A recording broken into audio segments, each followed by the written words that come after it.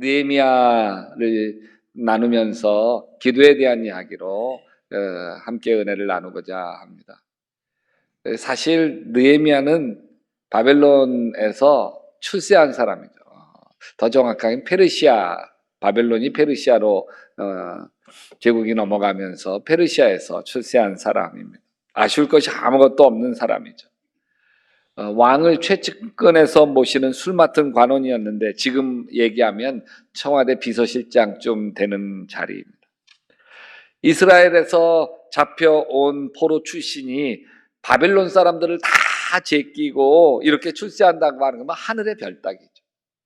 세상 남부러울 것이 없어. 그러던 어느 날 고향 땅 예루살렘을 다녀온 사람들로부터 고향 소식을 들은 뒤로부터 잠을 이룰 수가 없어. 음식이 입으로 넘어가질 않아. 날마다 하염없이 눈물만 흘립니다. 느헤미야의 몸은 날마다 여유어가기 시작을 했습니다.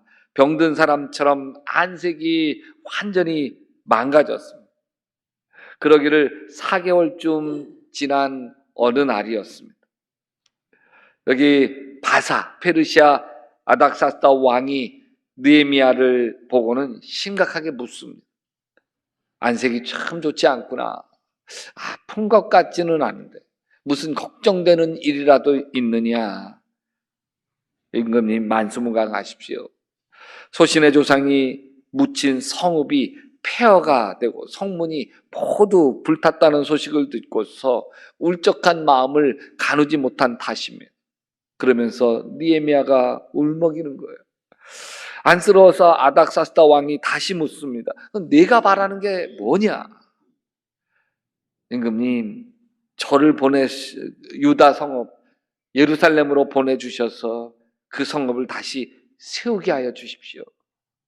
결국 느헤미야는 왕의 조서를 들고 유다와 예루살렘을 담당하는 총독이 되어서 백성들을 이끌고 제3차 귀환을 하게 됩니다. 1차 귀환 여기 스룹바벨이 이끌었고 2차 귀환 에스라가 이끌었고 3차가 느헤미야가 이끌고 가는 거예요. 느헤미야는 폐허된 예루살렘 성의 실태 조사를 다 마친 뒤에 이스라엘 백성들을 총동원해서 대역사를 시작합니다. 조직적으로 구간을 나누어 맡깁니다. 눈에 띄게 성벽이 재건되기 시작하고 일하는 백성들도 막 신이 났습니다. 이때 엄청난 방해자가 나타납니다. 이웃 부족 사람인 산발락과 도비아였습니다. 힘도 없는 유다인들이 도대체 무슨 일을 하는 거야? 이 성벽 다시 쌓는다고 쌓으면 뭐해?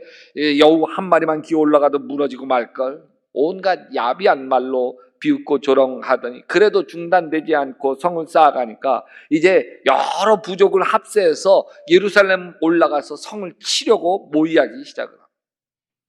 그 소문에 성벽을 건축하던 예루살렘 사람들이 겁을 먹기 시작하죠.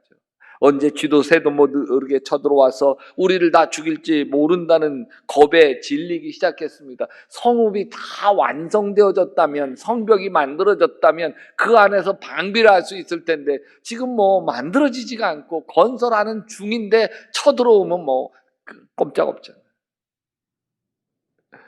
이 두려움에 빠진 백성들 사이에서 정말 기운 빠지는 노래가 퍼지기 시작했습니다. 흙더미는 아직도 산더미 같은데 짊어지고 나르다 힘은 다 빠졌네. 우리 힘으로는 이 성벽을 다 쌓지 못하리라. 우울한 노래가 나 더 이상 못해. 나가 떨어지기 시작해요. 서로 힘이 드니까 내부에서 분열이 일어납니다. 여기 느헤미야가 각 가문별로 성벽 쌓을 구간, 여기서부터 여기 어디 김씨, 여기서부터 여기 박씨 나눴는데 여기에 한 구간 맡은 드씨 가문, 드고아 사람들이 나가 떨어집니다. 나 몰라라 합니다. 그들이 쏙 빠진 목은 또 누군가가 그 부담을 또 안아야 되잖아. 또 설상가상 백성들의 원성이 터져 나온 게 흉년이 든 거예요. 백성들이 이렇게 단식합니다. 우리가 아들, 딸을 종으로 팔아야 하다니 우리의 딸 가운데 벌써 노예가 된 아이들도 있는데 밭과 포도원도 다 남의 손이 되어서 우리는 어떻게 손쓸 길이 없구나. 여러분, 외적은 자꾸 호시탐탐 노리지. 내부는 분열되었지. 두려움에 좌절하고 있지. 흉년이 들어서 백성들의 원망은 높아지고 있지. 이런 난국 어떻게 풀어요? 느헤미야가 기도로 풀어요. 뭘로 푼다고요? 기도밖에 없어요. 바사왕국의 편한 자리를 버리고 예루살렘 온 것부터 기도 때문입니다. 느헤미야가 예루살렘 소식에 얼굴 수심이 가득하고 수척해졌을 때 아닥사스다 왕이 그랬잖아요. 너 무슨 걱정이라도 있느냐? 네, 우리 예루살렘 성읍이 폐허됐기 때문입니다. 그래, 그러면 내가 바라는 게 무엇냐? 이 질문 받은 느헤미야가 저는 당황했을 거라고 봐요. 예상치 못한 질문이었거든. 느헤미야가 성급하게 대답하지 않습니다. 성경에 이렇게 기록하고 있어요. 나는 하늘에 하나님께 기도를 드리고 나서 왕에게 말씀드렸다. 느헤미야는 바로 답할 수 없었어요. 느닷없는 질문에 어떻게 바로 답하겠어요? 사실 느헤미야는 왕에게 예루살렘 가게 해달라고 요청하러 온 게 아니에요. 느헤미야 마음도 두 마음이에요. 두 마음. 마음의 수심이 깊어지고 안색이 나빠진 것도 이 두 마음이 서로 자기 안에서 싸우는 거죠. 첫 마음은 지금이라도 당장 예루살렘 달려가는 거예요. 자신의 영화 다 버리고 예루살렘으로 달려가고 싶은 마음이 첫 마음이죠. 근데 그 다음 마음 뭐예요? 딸린 처자식이 있잖아. 딸린 처자식. 왕궁에서 왕의 총애를 받으며 누리는 풍요가 있잖아요. 사서 고생하고 싶지 않은 마음이 왜 없겠어요? 이 두 마음 때문에 흔들리는 거죠. 이때 아닥사스다 왕이 전곡을 찌르는 질문한 거죠. 내가 바라는 게 뭐냐? 이거야? 너 바라는 게 뭐야? 느헤미야는 자신이 정말 바라는 게 뭔지 잘 몰랐을 거예요. 왜? 두 마음 사이에서 흔들렸기 때문인 거죠. 제가 느헤미야가 두 마음 속에서 흔들렸다고 보는 이유는 4개월이라고 하는 시간차 때문이에요. 느헤미야가 예루살렘 소식을 들은 시간과 임금님이 내가 바라는 게 뭐냐 물은 시간 사이에 4개월 차이가 납니다. 처음 이야기를 듣고 통곡하며 금식했을 때에 마음의 결심 섰더라면 4개월까지 안 가죠. 한 달도 못 되어 왕에게 엎드려 예루살렘 보내달라고 간청했을 거예요. 4개월 동안 결단하지 못한 채 어찌할 바를 모르고 머뭇거리고 있었던 거죠. 고등학교, 중학교 다니는 학생들에게 앞으로 너희들 대학 가면 뭘 전공하고 싶으냐 물으면 선뜻 대답하는 학생이 많죠. 글쎄요, 잘 모르겠는데 정말 자신이 좋아하는 게 뭔지 몰라. 평생 직업으로 갖고 싶은 게 정말 뭔지, 내가 진짜 원하는 게 뭐지 몰라요.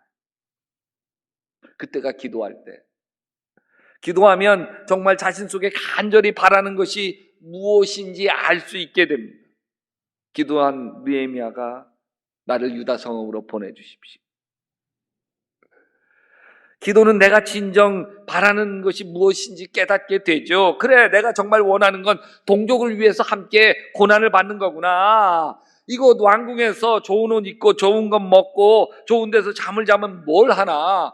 헐벗은 동족만 생각하면 좋은 옷 입고 있는 게 부끄럽고 굶주린 동족만 생각하면 진수성찬 먹는 게 죄스러운데 차라리 같이 굶고 같이 헐벗더라도 동족과 함께 하는 것이 내 행복이구나. 기도하면 정말 원하는 게 뭔지 알게 돼. 기도할 때 알게 된 거는 하나님이 나에게 바라시는 것과 일치하게 돼. 정말 내 깊은 곳에서 간절히 바라는 거는 나에게 간절히 바라시는 하나님의 뜻과 연결되어 있어. 이 직장 계속 다녀야 되나 말아야 되나, 이 사업 계속 해야 되나 말아야 되나, 이 사람과 계속 살아야 하나 끝내야 되나, 이 교회 계속 다녀야 되나 말아야 되나, 어떻게 해야 할지 흔들릴 때 기도하세요. 내 안에 두 마음 때문에 흔들릴 때 기도하세요. 기도하면 최악의 상황에서도 최선을 선택합니다. 따라서 합시다. 기도하면 최악의 상황에서도 최선을 선택할 수 있다. 또 기도는 문제를 풀기 전에 먼저 마음의 고통을 풀어내 줍니다. 느헤미야가 각오하지 않은 건 아니었지만 예루살렘 사정이 너무 열악해요. 방해하는 적들은 너무 집요합니다. 산발락과 도비야 도발은 정말 느헤미야 눈에 가시였어요. 백성들을 두려워 떨게 만들고 느헤미야에게 함정을 파서 좌절시키게 합니다. 느헤미야도 신이 아니잖아요. 하나님 아니에요. 사람이에요. 얼마나 두렵겠어요. 느헤미야가 그들에게 시달리는 게 얼마나 고달팠는지 기도문에 고스란히 나와 있어요. 우리 하나님 들어주십시오. 우리가 이렇게 업신여김을 받고 있습니다. 제발 우리에게 퍼붓는 그 욕이 그들에게 돌아가게 하여 주십시오. 그들이 노략을 당하게 하시고 남의 나라로 끌려가게 해 주십시오. 느헤미야 기도가 아주 노골적이에요. 자기 속에 맺힌 한을 기도로 풀어갑니다. 느헤미야 기도는 다윗의 시편 저주시를 닮았어요. 다윗도 자신을 시달리게 하는 원수를 향해 한 맺힌 기도를 하죠. 그 자식들은 아버지가 없는 자식이 되게 하시고 그 아내는 과부가 되게 해 주십시오. 그 자식들은 떠돌아다니면서 구걸하는 신세가 되고 폐허가 된 집에서 쫓겨나서 밥을 빌어먹게 해 주십시오. 빚쟁이가 그 재산을 모두 가져가게 하시고 낯선 사람들이 들이닥쳐 재산을 다 약탈하게 하십시오. 다윗의 기도. 여러분 다윗의 저주 기도를 읽을 때 혹시 마음이 환해지시는 분 있나요? 그렇다면 지금 다윗이나 느헤미야처럼 누군가 때문에 마음이 시달리고 있기 때문입니다. 다윗의 기도를 읽으면 기도가 좀 너무 심하지 않나? 아니 그 자식들은 아비 없는 자식이 되고 아내는 과부가 되게 해달라는 기도가 너무 심한 기도가 아닌가? 하나님이 이런 기도 받으시겠나? 괜히 저런 기도하다가 나만 벌 받는 게 아닌가 싶죠. 그죠? 근데 하나님도 그런 기도 듣는다고 그 기도대로 아내를 과부 만들게 하고 자식을 고아되게 만들어 주시는 분이 아니에요. 오히려 이런 한 맺힌 기도를 하는 다윗의 마음, 느헤미야의 마음, 우리의 마음을 헤아리죠. 야, 얼마나 시달렸으면 저렇게 한이 서린 기도를 다 할까? 그 한 맺힌 마음을 주님이 풀어주시는 줄로 믿습니다. 저는 이런 기도를 화풀이 기도, 무슨 기도? 화풀이 기도 하세요. 화풀이 기도. 화풀이 기도하면 하나님이 내 안에 맺힌 화를 다 풀어주고 화가 풀리면요. 관계가 풀려요. 화가 풀리면 질병이 풀리고요. 화가 풀리면 인생이 풀립니다. 세 번째 기도는 문제를 바라보던 눈을 하나님을 향하게 합니다. 나를 둘러싼 문제를 바라보면 바라볼수록 나 자신은 초라하고 그 문제는 내게 너무 벅차 보입니다. 그러니 두려움에 쌓일 수밖에 없어요. 문제만 보면 문제가 커 보입니다. 그 문제를 이겨나가야 하는 나는 무기력하고 연약하기만 합니다. 그러나 기도하면 문제보다 크신 하나님을 보기 시작합니다. 느헤미야가 두려워하는 백성에게 외칩니다. 그들을 두려워하지 마라. 위대하고 두려운 주님을 기억해라. 바라보라는 거예요. 하나님을 바라보자는 거예요. 그들 바라보지 말고 그들보다 우리 하나님이 훨씬 크고 훨씬 강하시니 하나님만 바라보자. 요한일서 4장 4절에서 이렇게 얘기해요. 자녀들아, 너희는 하나님께 속하였고 또 그들을 이겼나니 이는 너희 안에 계신 이가 세상에 있는 자보다 크심이라. 아멘. 하나님의 자녀인 우리는 이미 세상을 이겼습니다. 왜냐하면 우리 안에 계신 하나님이 세상에 있는 그 어떤 문제들보다 크시기 때문입니다. 여기서 그들을 이겼나니 할 때 이겼다는 말은 니카오라고 하는 말인데 그건 완전히 제압했다는 말입니다. 이 말은 하나님의 자녀는 어떤 문제 어떤 마귀도 완전히 제압하면서 산다는 거예요. 왜? 우리 안에 계신 하나님이 가장 강하고 위대하신 분이기 때문에. 새해는 좀 아멘 좀 잘합시다. 가장 강하고 위대하신 분이기 때문입니다. 고마워요. 엎드려 절 받았어요. 기도하면 정말 죽을 것 같았던 문제가 시시해지고, 아멘, 작아져요. 하나님이 나와 함께 하신다는 확신이 서기 때문이죠. 하나님은 한 번도 지신 적이 없어요. 한 번도 실패한 적이 없어요. 하나님 자녀는 이 하나님의 승리가 우리 것이 되는 거예요. 내 것이 되는 거예요. 승리는 내 것일세, 승리는 내 것일세, 구세주의 보혈로서 승리는 내 것일세, 내 것일세, 승리만은 구세주의 보혈로서 항상 이기네. 할렐루야. 올 한해 패배자로 살지 아니하고 승리자로 살게 되시기를 주님의 이름으로 축원합니다. 또 기도는요, 희생과 헌신을 두려워하지 않게. 누구나 손해보고 싶지 않죠. 왜 나만 희생하나 싶죠. 그러나 기도하면, 그래, 내가 손해보지, 내가 희생하지 하는 마음을 갖게 해요. 내가 섬기지, 귀찮은 건 내가 하지. 여러분, 느헤미야의 기도 백미는 느헤미야 5장 19절이에요. 나의 하나님, 이 백성을 위하여 하는 모든 일을 기억하시고, 내가 이 백성을 위해서 얼마나 헌신하고 얼마나 수고하고 얼마나 고생하고 얼마나 내가 애썼는지 기억해서 하나님께서 은혜를 베풀어 달라는 거예요. 적대적인 세력이 쳐들어와 해방을 놓으려고 할 때 느헤미야는 낮에는 일하고 밤에는 지켰어요. 옷을 한 번도 벗지 않았어요. 먼저 고생을 감수하고 희생을 감수합니다. 그래서 백성들이 느헤미야를 따르게 되죠.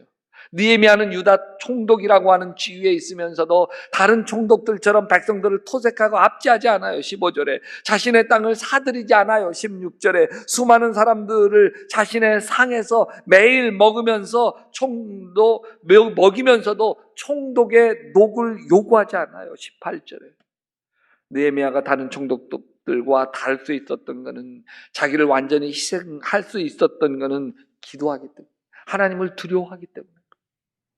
느헤미야서 5장 15절에 근데 나보다 먼저 총독을 지낸 이들은 백성에게 힘겨운 세금을 물리고 양식과 포도주와 그와 밖에 하루에 은 40세겔을 백성에게 거두어 드렸다. 총독들 밑에 일하는 사람들도 백성들을 다 착취했다. 관료들도 다 그랬다는 거죠. 근데 그러나 나는 하나님 두려워서 그렇게 하지 않았다. 하나님 두려워서 정직하고 하나님 두려워서 백성을 사랑하고 아낀 것. 기도하는 느헤미야는 이전 총독과 달랐어. 기도가 정직하게 만들죠. 기도가 자신의 희생을 두려워하지 않게, 사람을 다르게 만드는 거, 위대하게 만드는 게 기도예요. 기도가 사람을 위대하게 만듭니다. 기도가 느헤미야로 하여금 바벨론 궁궐의 호강을 마다하고 예루살렘을 향하게 합니다. 기도가 다른 총독처럼 자기 속을 차리지 않게 만들었고, 기도가 총독이면서도 자신을 철저하게 희생하게 만들었어요. 기도가 인생의 목적이 달라지게 하고 삶의 태도가 달라지게 만든 거예요. 여러분, 사람은 누구나 지고 못 살아요. 무시당하면 못 견디죠. 그런 건 나 도저히 못 참아. 기도하기 전에는 누구나 그래요. 그러나 기도하면 지고도 잘 살아요. 무시당해도 잘 견뎌요. 그런 거 도저히 못 참았는데 그런 거 도저히 참아요. 왜요? 기도는 우리를 위해서 일하시는 하나님을 보게 하기 때문입니다. 하나님이 우리 편에 되어 싸워주신다는 믿음이 모든 걸 이기게 만드는 거예요. 느헤미야 4장 20절에 어디서든지 나팔 소리를 들으면, 저들이 쳐들어와서 막 나팔을 불면 그 소리가 나는 곳으로 모여와라. 우리가 합세해야 하는데 우리 하나님이 우리 편이 되어서 싸워주신다. 하나님이 우리 편 되어 우리가 무서울 게 없어. 정말 무서울 게 없어. 하나님이 우리 편 된다고 하는 거 신나는 일이에요. 근데 여러분, 하나님이 우리 편 된다는 건 우리가 하나님 편에 서 있다는 것. 만약 사리사욕에 사로잡힌다면 하나님 절대로 내편되지 않아요. 구하여도 받지 못하는 것은 정욕으로 쓰려고 잘못 구하기 때문이라. 하나님이 내 편 들어주지 않는다는 말씀. 하나님이 내 편 되셨을 때는 내가 하나님 편에 서 있기 때문입니다. 내가 진리의 편에 서 있고 아멘. 내가 정의의 편에 서 있고 아멘. 내가 용서의 편에 서 있고 아멘. 내가 온유와 겸손의 편에 서 있기 때문입니다. 그래서 무섭지가 않은 거예요. 하나님이 나와 함께 하시잖아요. 그러면 두 가지가 무섭지 않아요. 하나는 죽음이 두렵지 않아요. 왜? 지금 죽어도 하나님 품인데 죽음이 두렵지 않아요. 고린도후서 5장 8절에도 우리가 담대히 원하는 바는 차라리 몸을 떠나 주와 함께 있는 그것이라. 죽음이 두렵지 않아요. 죽음이. 그리고 두 번째는 가난이 두렵지 않아요. 고린도후서 6장 10절에 근심하는 자 같으나 항상 기뻐하고 가난한 자 같으나 많은 사람을 부유하게 하고 아무것도 없는 자 같으나 모든 것을 가진 자로다. 가난이 두렵지 않아요. 가난이 두려우세요? 난 가난이 좋지는 않아. 여러분 가난 좋으세요? 나 가난 싫어요. 가난 싫어요. 가난은 싫지만 가난이 무섭진 않아. 두렵지도 않아.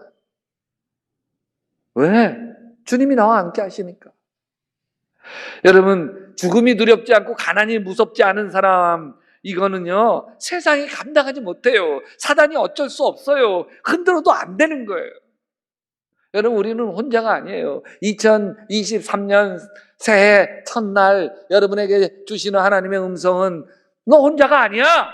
너 홀로 두지 않아. 내가 너와 함께 한다고, 너를 도와준다고, 너를 치유한다고, 너를 회복한다고, 닫힌 문 열어준다고. 너 혼자 아니야. 이거는 모세가 여호수아에게 이렇게 이야기해요. 너희는 그들을 두려워하지 마라. 너희 하나님 여호와께서 친히 너희를 위해 싸우시리라. 여러분 기도하고 계십니까? 하나님께 엎드리고 계십니까? 여러분 지금 내 삶이 흔들리고 있다면, 내가 당한 고난에 내 인생이 흔들리고 있다고 한다면 그것은 내 인생의 고난이 크기 때문이 아니라 그 고난을 감당할 수 있는 믿음이 적기 때문입니다. 하나님 앞에 엎드리지 않기 때문입니다. 마지막으로 이걸 함께 마음에 새기며 마칩시다. 시작. 하나님에게 무릎 꿇지 않으면 세상에 무릎 꿇게 된다.